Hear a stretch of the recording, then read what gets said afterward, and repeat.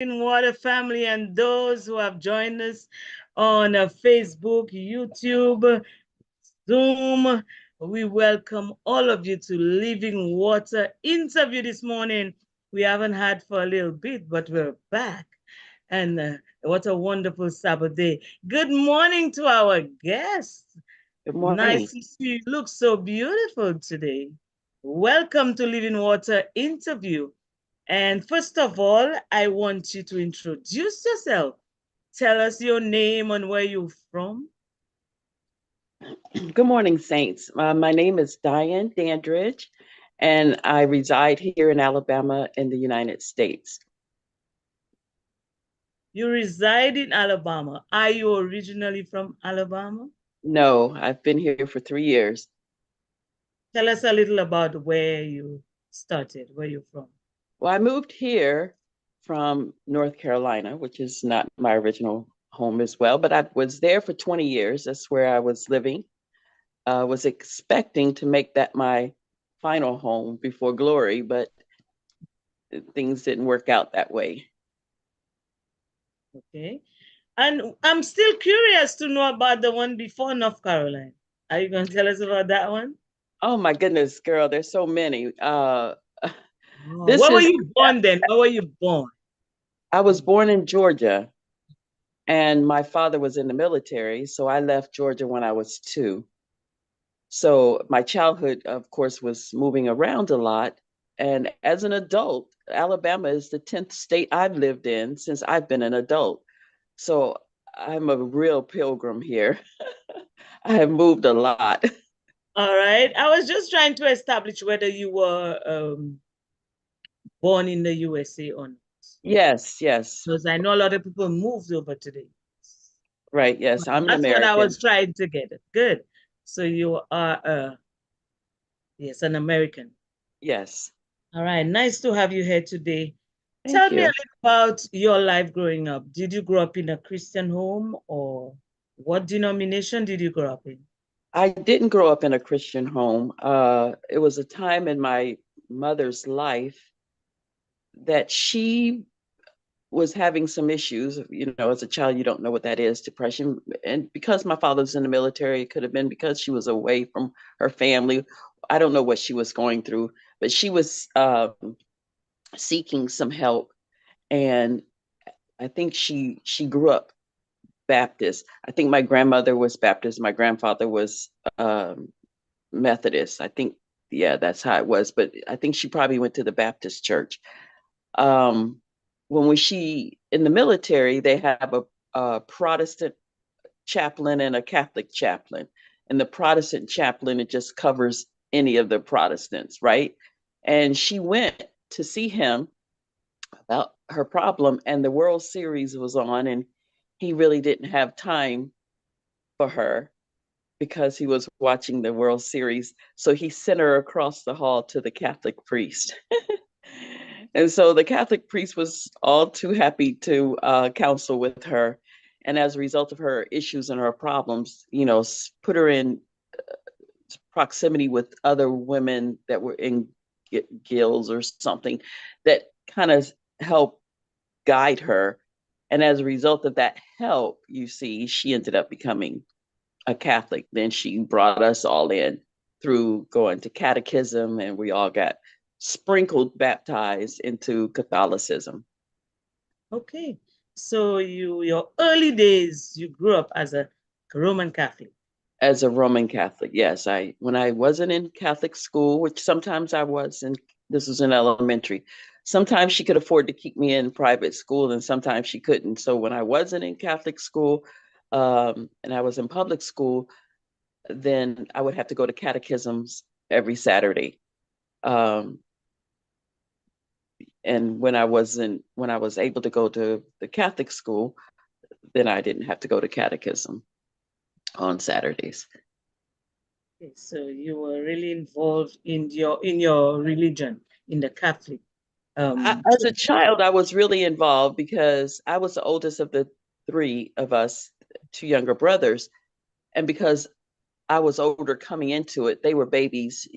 They didn't get it as much as I did. And then having gone to the school. So I was really involved in it because it was intriguing to me, right? And I think there was just some kind of longing in my heart. I remember the little chapel that was down the street in one of the areas where I went to, and I wanted to be a part of the service so bad. But back when I was growing up, they didn't allow girls to be altar boys. They were all altar boys.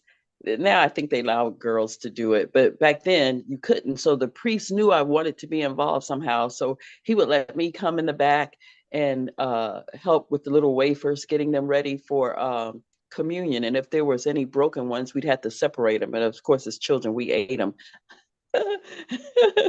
And it was funny because I wanted to be involved. He said okay, and he said that I could take these vestments, as they called them, these different things that they wear on their robes and stuff, to my mother to press. She wasn't very happy with that because she wasn't the one that wanted to be involved, but I brought these things home for her to press. So she wasn't really happy about that. But that's how much I wanted to be involved. I had pictures of popes in my room, and I had statues of Mary and stuff. And I prayed the Hail Mary just because of my training in the school, even though my family had gotten away from it. So I was a little bit more involved with it. All right. And at what point did your entire teenage life into adulthood, you were still a Roman Catholic? I was still professing to be a Roman Catholic. I wasn't going to Mass. I wasn't going to confession. I wasn't going to communion. I wasn't doing any of those things. I was a typical teenager. Worldliness was in our home. Like I said, this was early elementary when I was still wanting to do those things, and my family was getting away from it. By the time I was a teenager, that was totally gone from our lives. And yes, I was a typical teenager, uh, doing those worldly teenager things. And but listen, if there was an argument about religion, I was going to defend mine. I was going to defend Catholicism and argue with you over something I really didn't know anything about. But I was just, and Ash Wednesday would come, and I would be at work, and I would go to a cathedral, because at that time I was living in the DMV area, which is the DC area, and I was working in DC. And so I would go to a cathedral in the area of my job and get the ashes put on my head without knowing what that was all about. Did it just out of the fact that, I was standing strong for my You religion. actually, you actually didn't know what the ashes stood for, because I had a friend who worked with me, a colleague, and one day I saw her with this thing on her forehead, and I said, "What exactly is this? Why are you doing it?" And she got upset. She couldn't explain it to me. She got Yeah, upset. Don't ask me that. Why are you asking me that? It's a Catholic thing. And I asked her why, but she couldn't. mhm. So a lot of people do that without knowing why. You didn't know why either. Did you ever No, get to know why? no. No. Okay, let's get to the present. As an adult, how did you get to know, and when did you get to know about the one true God? Oh, well, when I became a young adult, I became a Christian. At the age of 23, I became a Christian. And as a result, when I accepted Christ, the church that I was attending with a cousin was a Seventh-day Adventist church. And my Christian experience was just that. I really, truly had a conversion experience. So it really had nothing to do with the church, except I was going to the church with my cousin. And uh, when I had the conversion, of course, she put me in touch with people at the church to kind of help me with this. And so that's how I got connected with the church. And at that time, I was living in Atlanta, Georgia, and my family was in Maryland. And I had to go back to Maryland soon after this because my mother had gotten injured on her job. And there was my parents were estranged during this time. And I had to go back to Maryland to help with my mother. And so they then said, okay, you've got to leave. I got baptized there, and they put me in touch with people in that area so that I could go to church. So that's how I got connected to that church because, like I said, I'd had a conversion experience and they put me in touch That with was people. the church where, yes, you That was go. the church, yes. And so when I got back to Maryland, I called the people that they put me in touch with, and they would come and get me to take me to church. All right. Now you are now attending the Adventist church. Yes, yes. And yes. And were you active in the church? Did you take part in anything in the church at all? Well, it was hard at first because it was a very large church, and if you know anything about a lot of churches, remember I'm coming, I'm new, I don't know anything, I don't know anybody, I'm just sitting and listening. And as a result, they put me in a class for because I got baptized with because of my experience. And I don't really know anything about the church. I just know about the experience I had with Christ. And they put me in a the pastor's class. And I was excited because now I'm learning something because all I know is Jesus and this, I don't know anything else. And I really don't know anything about this denomination. So in the pastor's class, it was he was studying Daniel. And I really like history. I really like history. And so I was really, really intrigued with this class because now I'm learning something because I really was thinking, what am I going to do?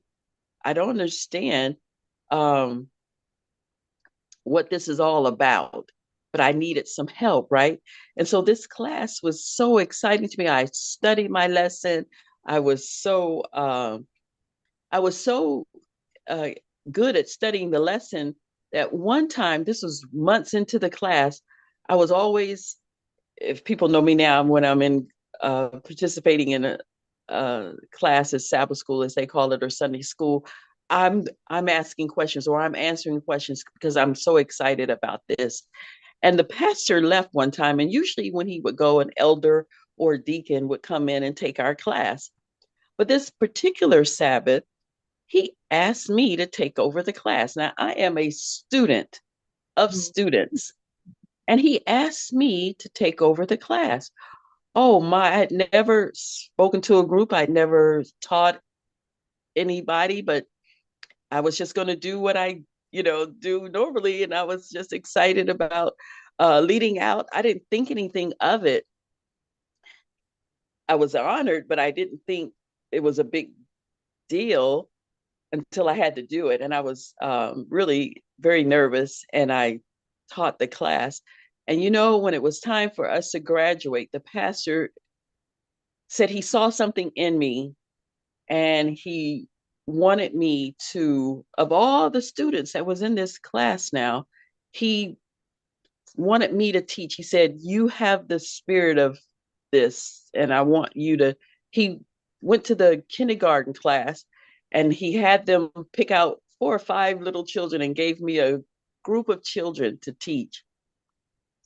And as a result of that, I had the Bible felts that they gave me. And I'm very new, remember, and so a lot of this I don't know anything about the Bible, never read it, so I don't know the stories. So this was also another thing that was intriguing to me, and I just see God's hand in it. That Friday nights I would cut out the felt set for the lesson that I had to teach, and I was as excited as those 6-year-olds to learn the stories of creation and Adam and Eve, things I had no idea about. Because in my past, I would say, why are we here? Who says the sky is blue? Who named this giraffe? I didn't know any of that. So as I'm learning these stories, when I would teach my class, when I tell you the parents say the children couldn't wait to get to Sabbath school. They couldn't wait. And I couldn't wait either because I'm so excited to teach this lesson. Do y'all know? And I'm teaching it in a way that's, You learn, yes. I You're was making it learning with them. exciting and you are learning Yes, with them. I was All right. learning with them. Okay, So when I now, graduated from that, I went to the adult Sabbath school class.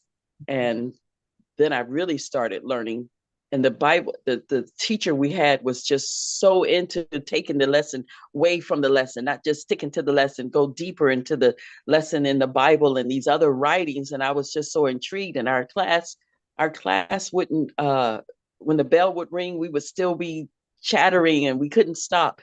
And so after church, we would go around the corner to a sister's house and we would continue in Bible study. And so that was intriguing to me because I was learning so much. And every time someone would read from another book, I would say, "What is that book?" And then I would go to the store. And if I had the money, because it wasn't working, I would get that book and read it because it was just adding to what I was learning. Great. Now, I heard you mention Jesus experience. All you knew was your experience, Jesus experience. Do you mind telling us a little about that experience that got you to to the church eventually? Yes. While I was in Georgia visiting, well, I went to Georgia to live with my cousin, who at the time had become a Seventh day Adventist, which I didn't know anything about. And so I would go to church with her. But while I'm going to, because I don't know anything about her church really or her, because she was 5 years older than myself. So growing up, she was the big cousin. And now we're adults. So the age thing doesn't really matter. Right. And so um, I would go to church with her. But remember, she was, well, you don't know, but she was backslidden. I didn't know this at the time because I don't know much about Christianity. And she was backslidden at the time, but she was still going to the church. But we were also partying together because I was out there. And so I would want to go to the party and she would go to the parties with me. And I remember her being the what we would call the real fly cousin, you know. And now she's a little bit more reserved as a result, I guess. And so she would uh, take my makeup and my jewelry and put it on, which was something I was used to her doing, but now she wasn't doing it. And we would party. We go to parties on Friday night. We go to parties on Saturday night. Anytime we were just partying, and then we'd have to get up early Saturday morning and take the children to church. So um, there was an experience that I had. I don't know if I was hearing something, but I know the Spirit of the Lord was working on my heart. I didn't know at the time it was the Spirit of God, but there were some conflicts in my life that was going on. And so sometimes I would hear a sermon and it would, I would think, is this person talking to me? You know, because the Spirit of God was working on my heart.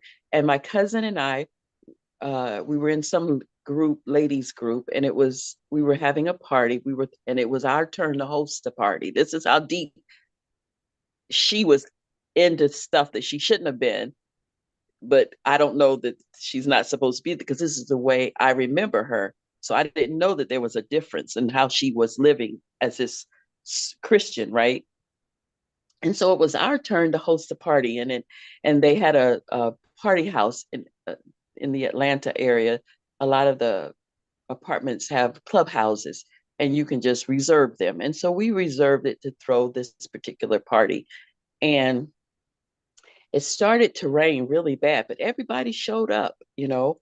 And an auntie of mine, who was my uncle's ex-wife, but you know, with your cousins, you know how it is with our families.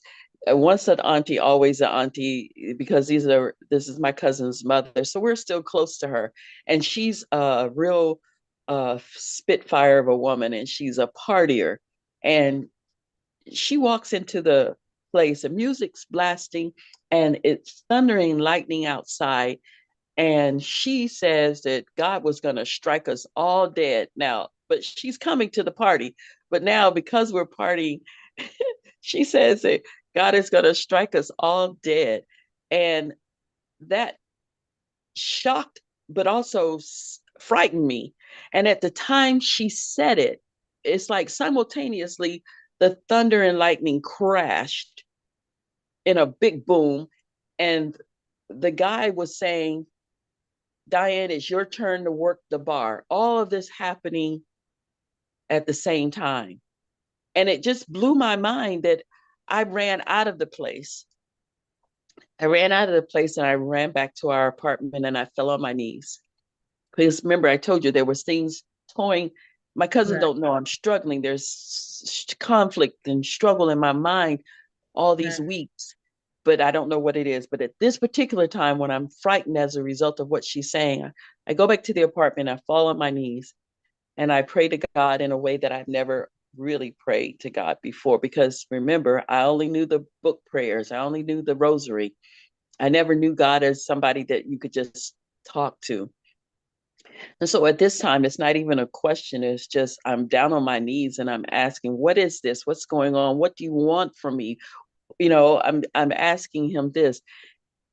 And it's like he told me he wanted my heart, he wanted everything. I said, well, what is everything? And to me, he was saying, I want you, I want your life, I want everything that is about you. And there, the only light in the room, in the apartment, was the closet door was cracked and the light was in the closet.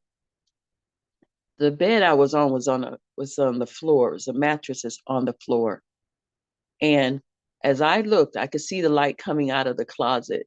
And I saw it was a walk-in closet and the clothes were jam-packed on both sides. It looked like a department store because some of those clothes had tags on them still. I was really, really into fashion, wanted to go, had gone to modeling school. So I was really into fashion.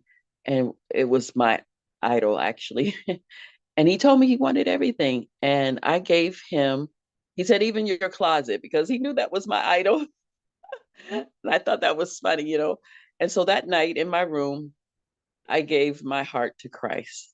And so I go back downstairs to the party and they want to know what was, where I was. And I told them I went upstairs, but I never told anybody about that experience. Um, and the next day we got up and went to church as usual. I didn't think anything any more about it, except I remember what had happened the night before. So I don't know when this was, the next day or the next week, but we were at the same aunt's house and they were playing cards. Now, I was never a card player, so I didn't know how to play cards. So when they asked me, did I want to sit in or if I wanted to have a drink, and I said no. And they said, why? Well, the reason why is because I didn't know how to play cards. But the thing of it is, I said, because I've given my heart to Jesus. And what did I say that for?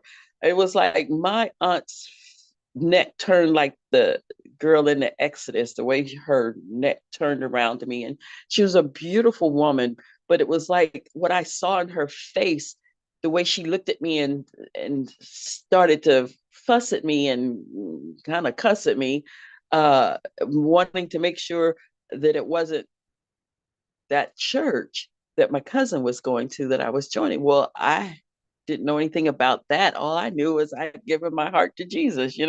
So I thought that was a strange experience. And it wasn't until, and I don't know time frame because you know how it is. You time. I That don't know was how a great many. experience to get Yeah. to that So the time. next time we went to church, I asked, because of my aunt saying that, I asked God, I said, I'm not talking to my cousin about this now. Remember, I'm going to church with her, but I'm not mentioning any of this. Right. So she doesn't know what's going on with me. So I asked God, I said, that lady, what my auntie said, do I have to join a church? I see people doing it. What does that mean? Because remember, coming from Catholicism, I never saw this Protestant lifestyle at all. So I don't know how Protestants work. So before I go, I'm trying to find a church so I can go to a priest so I can ask him, what about what I'm feeling? Talk to somebody about this and to see if I'm supposed to join a church, if this is what I'm supposed to do. Well, it is in the South and they're not, Catholics are really big in the North, but I'm telling you, I would ask a taxi driver, I'd ask a person on the bus, I would ask anybody trying to find a church. And nobody could tell me where church was. And I'm grateful because I knew it was God keeping that from me. I didn't even have the wherewithal to just look in the phone book because back then that's no cell phones. This is long ago. And to look in the phone book to look up the church, right? Which I'm sure I could have found. I know I could have, but it just never dawned on me. So the Lord kept that from me. And so now I'm asking him, is this something I'm supposed to do? Am I supposed to join a church? And so my so the next time we go to church, I said, well, if I'm supposed to join a church, and if it's supposed to be this church, there's no way. It was probably a 500 member church. It was a very large church, maybe 300 or 400. It was always very full. And I said, there is no way that I can do that. What I've seen people walk down, I can't do that. But And yes, so, huh? without cutting you short, I just wondered a little about the Jesus experience you had, and then you Yes, yeah. told us Okay, when I'm it sorry. happened and how it happened. No, no, there's nothing to be sorry about. But okay, all of this brought you to the Adventist. And then Yes, you started attending the Adventist church, studying in the yes, Bible study, and so yes. on. But at what point did you learn otherwise apart from what the Adventists were teaching? You learn about, It was because in the Adventist church it's Trinity. But at what yes, but point when did I you came learn in, about the one true God? I didn't hear anything about a Trinity. And yes, it was 1977, and yes, they accepted it full fledged in 1980. I knew nothing about that. I never heard about a Trinity. I didn't know anything about it. It wasn't something they asked me about when I got baptized. So I didn't know anything about it. So my fast forward, I leave the Adventist church and get with a different group called the Reform Movement, an offshoot of that. I didn't know that they believed in it either because it wasn't something you heard. And so one day I found a track. I was working for this group, and I was living in a house that they own, and I found a track, and the track was about the truth about God or something like that. And it intrigued me. So as I read this track, and I don't know where I got it, I don't know anything. And all I knew is as I was reading it, it was all these Bible verses about God and the Son. And I thought, this is interesting. And so before computers, there was a computerized typewriters. And so I would get up every morning at 2 o'clock and start to type out this track and all these verses. So in case I lost it, I wanted to keep it, this information, because that's how it was exciting my heart. And when I finished typing out the track, I started to share it with people. It's like, you know what, I found this. And they said, oh, no, no. And they kind of poo-pooed it. You know what I mean? Not like they do today. They just kind of dismissed it. So I just dismissed it as well, and didn't think any more about it. And then when I was living in California, some brethren start talking about it, and it became a uproar, and they were trying to talk to people, and it was a confusing thing. But I took the side of the church, not knowing what I was taking a side against them for, and I just decided that this thing was wrong, even though it had found a lodging place in my heart when it was sweet to me when I first heard it. And now I'm taking this position. Now that someone is talking against it, I'm taking this position as well. So, but you never So think about it. it Nobody started taught. with the track. That's where it started. That Yes, track. it started with that track. And then years later, which was about, this was in 2016, I think it was 2016, a friend of mine called me up, and she was telling me something about the Trinity and God, and I was listening, but I was like, but this is the thing that she said. She didn't say it, but this is what I heard her say: Jesus isn't God. And I said, okay, I gotta go. I'd heard her up until this point, and now I'm thinking, oh, I'm not talking to you. I gotta go. And I hung up on her. I said, I gotta go, and I hung up on her. And so she sent me a book. I meant to get a firm foundation, or our foundation of our faith, or something that they had done in Smyrna, a booklet. And she sent me the book, put a sticky note on it, said, okay, just read the book and tell me what you think. Well, okay, I like reading. So I said, okay. So I started reading the book the summer of 2016. And as I read that book, I read it slowly. I have it marked and underlined. I looked up every verse. I read other things as I was reading the book. I was looking at other materials, kind of justifying this or seeing what it was. By the time the summer ended of 2016, I was convinced. And then it dawned on me, where did I hear this before? Why do I know this information seems so familiar to me, right? And the Spirit of the Lord got me. I have a library full of books, 5 shelves just full of books. And I stood up and I said, why do I this seems so familiar to me, God.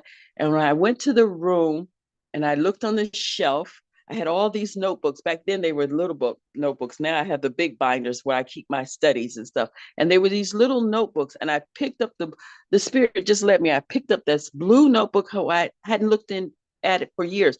And when I opened it up, there was a faded typed out. It was faded looking where I had typed out this track. And then I realized the confirmation. This was over 30 years ago from that point when I saw that. And I said, this is what this was about when I saw that track. And then I realized that's what it was. I went to my church. I started sharing with my church. If I did Sabbath school, I would do verses on the verses about God, just being God. And, they would say, let's have Bible study. I would lead the Bible study in the afternoon and it would be on the one true God. If I taught the young people, I would telling them about the Trinity. It was a very small church. And so months of this was going on. And I knew that I didn't know it was going to be the separation that it was going to cause. I didn't realize that. And I would share with those that were close to me in Bible study on Sabbath afternoons about what I had learned about the truth about God. And some of them accepted it in our little group, and some didn't accept it, of course.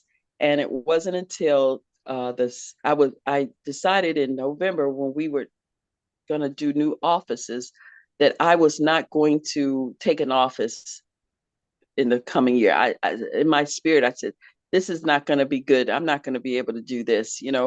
And so I told them I wasn't. And they said, oh, you've got to, because it's a small church, you got to take 2 positions to help fill up all these spaces and stuff. But I knew I wasn't going to. And I said I wasn't going to teach. But January 2017, a Sabbath school lesson came out about the Holy Spirit. And I said, oh, I'm going to teach this, I'm going to teach this one. I said, okay, I'll teach.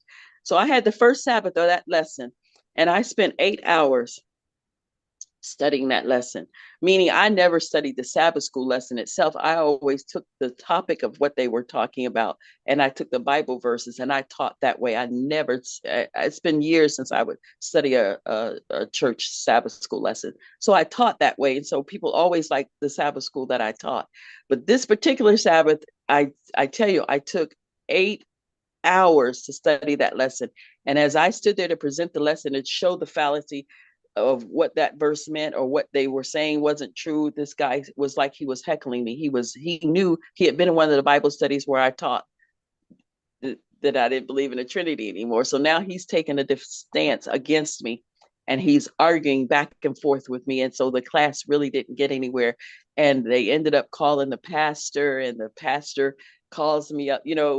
It was one of those kind of things. And it wasn't, I just, after speaking to them and realizing that I was going to get nowhere, I decided there was no way I was going to sit in that class and hear that lesson being taught with the error that was in that book. And so I stopped going to the church at that time. That church you're speaking about is still the Adventist church or the Reform? No, it was the Adventist church. I had come back to the Adventist, Adventist okay. church. And after that, you stopped going there and then you went to the Reform one? No, Okay. I didn't go After before. that, I you didn't go stopped before. going? That's when I learned about the truth about God. I just stopped going. I got with a few people. We started meeting together in a library, in a church, or wherever we could rent a place. Yeah. Great. And from that time, you have not been back to the Adventist church? No, Did except to bury my anybody mother. did anybody from the church reach out to you, question you, say anything to your pastor or an elder? Well, the pastor uh, did, and we talked a little bit.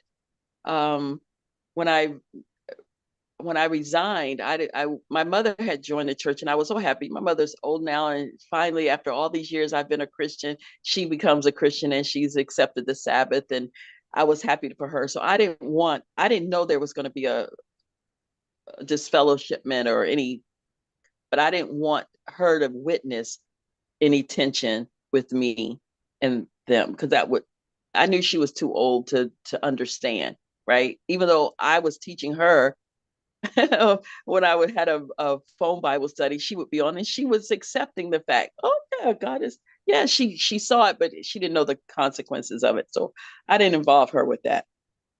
So when I resigned, so that there wouldn't be a issue, I put in my resignation letter my reasons so that they had to read it, right? And so for some reason, the person that was the secretary as well also came out with the truth about God. They came out with me, but they were still there as the secretary. And so he lost my letter or something. They said, we need your letter. So I had to rewrite the letter. Well, I had the letter in my computer, but what I did was I then spelled out, which I didn't do in the first letter, I spelled out the verses about why, about who God is and why I had to stand on this, so that when they read it, they had to read everything, you know. So Right. I sent that letter back as my resignation. And how difficult was it, or how easy was it to accept the one true God truth? Well, like I said, because I was alone when I read that book for the summer, it was like it was just coming. It made sense, just like it did 30 years prior when I read that track. Not having the confusion about a Trinity, because I never heard about it back then, because the church didn't talk about it. It was probably subtly being, but it was, you know, they would say, we don't believe in a Trinity. That, you know, that's what they would say. So I didn't know anything about that. So just like it was sweet to me, just like it was when I read that track and would get up early in the morning to rewrite it. It was just as sweet as I read that book. And matter of fact, it was even more so because this was more in depth than I could ever imagine. You know, so I was learning so just from that one book. And as I read other books, I saw that they would stop. They would take you so far, but they wouldn't take you to the truth about God. They wouldn't take you that this was the early pioneers foundation of the church. They never would go that far to show you that this is the way this church believed in the beginning. That part of it I missed. So it was just really easy for me. And then once I was established in it, I cried because I said, if God, if you let me go through all of this, leaving the church, joining these different groups, you know, and there were other different groups in the historic Adventists and self-supporting and all kinds of little groups of that I would be involved with. I said, and you let me go all of this time and you still brought this back to me. I was so grateful. I said, because he knew in my heart that it was sweet. I loved it. It was the truth when I got that little track. And then 30 years went by and I lost it, you know, and yet he had mercy upon me to bring it back to me again. And I said I wasn't going to lose it this time. And I told the people at the church, I said, for God to have this kind of mercy upon me to bring this back to me, nothing is going to separate me from this ever again. Great, great. Now, what I did not ask is whether you have a family, a husband, children. I was married later in life to a very wonderful, godly man who died about it. We were married for 5 years, and he died of cancer. It's been 12 years ago now that he's been deceased. And he had children, I had none. And with your newfound knowledge about the one true God, and what are you doing with that? Are you spreading it? Are you telling family, friends? What are Yes, you I've doing with always that? shared with my family the truth that as I've known it. I've sent them books. You know, and you don't know where it lands. You know, right now, I had I guess you call it a book ministry. All of the books that Brother David and Brother Howard have written, I uh, have and would send out. You know, to now all my books are gone. But yeah, So I've shared. you do your little bit in sharing that information. Yes, yes. Presently, are you studying with any group online or do you meet in person on a Sabbath? What is your typical Sabbath like? Uh, I'm here in Alabama alone. I have one, my neighbor next door is a friend from 40 years ago when we were young. I'm renting from her. I sold my home in North Carolina, and I'm here absolutely alone. Um, and as a result, since COVID, it's kind of hard to meet people. I even noticed that when I fly, people don't talk to you on the planes like they used to. You could witness before in traveling because you would talk to your seatmates, and now they don't even look at you. I think people are still so afraid. So all of my worship is online with Open Face Fellowship on Sabbath and Fort Lauderdale, Florida group in the afternoons as well. Okay, great. I just wanted to know so that I could have made you a permanent Living Water family. How Oh did no, I you visit Living Waters every how now did and you then. get to know about Living Water? Well, there was that meeting that you all had with it was a couple of years ago, was it? Right, There was an right. online, yeah, that's when we found out about you. So yeah, I join you all sometimes as well. Yes, sometimes. All right. So whenever you feel like open door, you can join us. And Thank I'm you. happy that you were here to tell us. So overall, how has the truth of the one true God changed your life? Oh, let me tell you, it has changed my life tremendously because the Father was just not in the picture. The Holy Spirit wasn't what, listen, when I started hearing, this is before the truth came back to me. When I started hearing that Seventh-day Adventists were teaching people to pray to the Holy Spirit, that concerned me. I was like, what do you mean? It seemed strange to me that they would do that because there was nothing in the Bible that said to do this. You know what I mean? So I said, what's going on? This is before the truth had come back to me. I still thought that was strange. But the one thing that this has helped me with is reading my Bible now, seeing the Father. Jesus said, if you've seen me, you've seen the Father. But I did not see him. He was not in my view. It was just Jesus only. And now I see the Father. I see his loving kindness. I read the Bible. I don't use the word Lord for him. I use Yahuwah, his name, and I'm able to differentiate between him and the Son when I'm reading the Old Testament. I'm able to see the word God and I know it's Yahuwah. I know it's a difference between Jesus and the Father. Some people see God and they think it's Jesus, but I know that it's Yahuwah the Father. So it has just made reading the Bible has become so alive for me and has become so exciting to see the love of the Father. Just the other day, I had to share a study with someone in Corinthians, Second Corinthians 1, uh, yeah, Second Corinthians chapter 1, verses 3 and 4, about the God. Yahuwah is the God of all comfort. He's a source of all comfort. And yet we kind of think of Jesus as only as the comforter as a result of John 14. But the Father is the God of all comfort. So I see the Father now like I've never seen him before. My heart is just overjoyed with happiness to be in this family of God the Father and his Son. It's just has I can't imagine. And when I see it on the pages, when I'm reading it, it jumps out at me, and I see God's love, and I just see his compassion, and I see him for who he is now. Which, and I felt, boy, all this time I missed out on my great God and Daddy. Missing him in the Uh, in the picture. He just wasn't a part of my life, and now he's a part of my life, and I'm a part of the family. So I'm excited. Me too. Do you feel that freedom? Yes, I was born and raised in the Adventist church, so I know what it was like. You feel like now it's a different feeling completely. yeah. Yeah, Yeah. yeah. It's a relationship that's been enhanced. So when Jesus said he came to give us life and that more abundantly, now the abundant life is having the Father and the Son in fellowship with them both. Okay. Now, my final question. What would you like to see happen with that truth on a personal level? What do you plan to do with it? And on a wider level, what do you think you want to see happen with this truth of the one true God?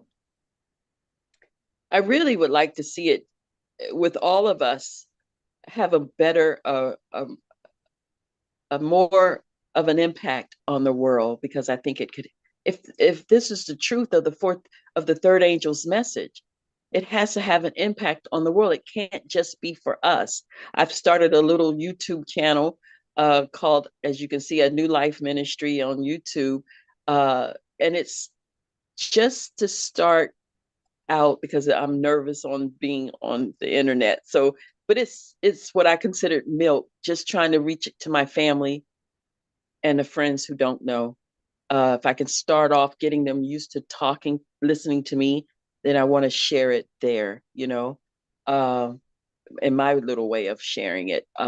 On top of sending out books, I sent books to my neighbors when I got here. I sent books to them and introducing myself to the neighborhood and sent them some truth filled books about who God is. I didn't hear from any of them, but I did it. So I would like to see I would like to see this truth have a more of an impact on the world, not just with those of us coming out of those churches, because that's what's happening. It's having an impact on, but we're finding fellowship as a result of coming out of those churches, but it's got to go beyond us.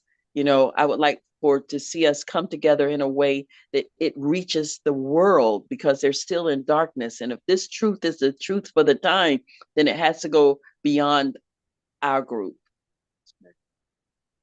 Thank you so much for sharing that. And I'm so happy that I got the chance to interview you this morning. You sound like a great, great person. And I pray that God continue to inspire you, especially with your little ministry you have started, that it may go and it may expand and it may reach where you want it to reach. I pray that souls be blessed through your ministry. So thank you for being here with me. And as usual, I know some of our members may have some questions for you. So I will pass you on to Pastor Fabien. Thank you. Thank you so much. Thank you, Diann. It has been joy having you with us this morning. I'm going to open the floor for 3 questions. 3. It is 10 minutes to 1 o'clock, and it's time for Leah's lunch. So 3 questions from Living Water family. Who has the first one? By the way, Diann is no stranger to us. She's with us many a Friday night. Yes. That's correct. It's always a joy. And you share with us on Living Water as well. You're not one of those who stay silent all the time. Yeah. Go ahead, son. Yeah, can you hear me? Yes, Wayne, go ahead. Your siblings, do you have siblings? Did you even talk about your siblings? Do you have siblings? Yes, I do. I have 2 brothers that are younger than myself that I grew up with. I have some, what do you call them, half siblings as well, that I didn't grow up with. But yeah, I have brothers and sisters. I only grew up with my brothers, though. So where are you in that lineup?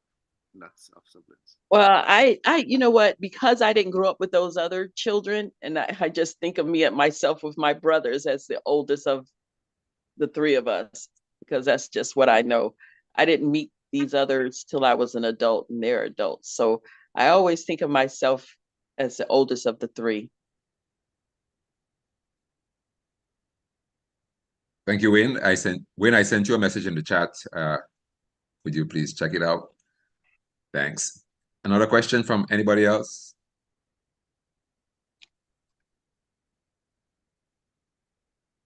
I see Samsung SM unmuted. That's Diann's number. Yeah, that's how I was thinking. Because you know that my computer, sometimes my voice, you can't hear me. So I'm on 2 devices so that I can be heard. Yeah, my bad. I appreciate you having me on, I thank you very much. It doesn't seem like we have any other question from the Living Water family. I think your testimony was rather comprehensive, and it covered a lot, opened our minds to just to knowing who you are and what God is doing in your life. Like you, I believe that it would be a wonderful thing if this message takes wings. Right now, it is still creeping, really, really slowly creeping. Yeah. And I long for it to probably take wings and fly. We don't know what God is doing in many places. I'm sure He is touching hearts all around the world. But Yes. it would be wonderful if we have a greater impact on what is Yes. going on. So, Dan, if you want to close off our section for us, if you want to add any last words, but certainly give us the prayer to close off our interview today. All right. Well, I thank you for having me, and I just pray that everyone will be blessed. And Jesus is everything to us, but now He's not just everything to us. The Father is also everything to us. We have Indeed. fellowship with them, and I'm so happy to be a part of the family of in the kingdom. I'm so happy to be a part of the kingdom now. Amen. So I just thank you for listening, and let us pray. Heavenly Father, we thank you so much for this wonderful time that we could have together and share our testimony of how you've led us.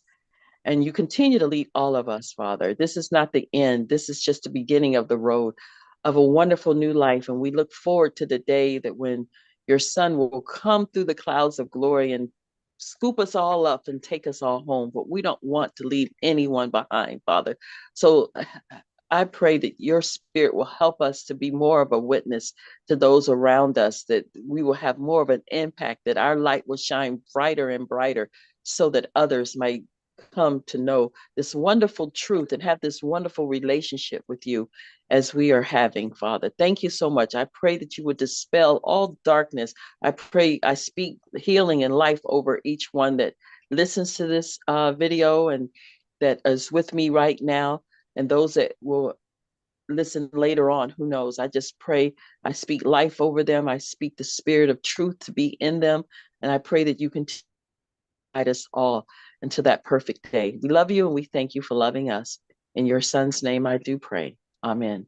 Amen.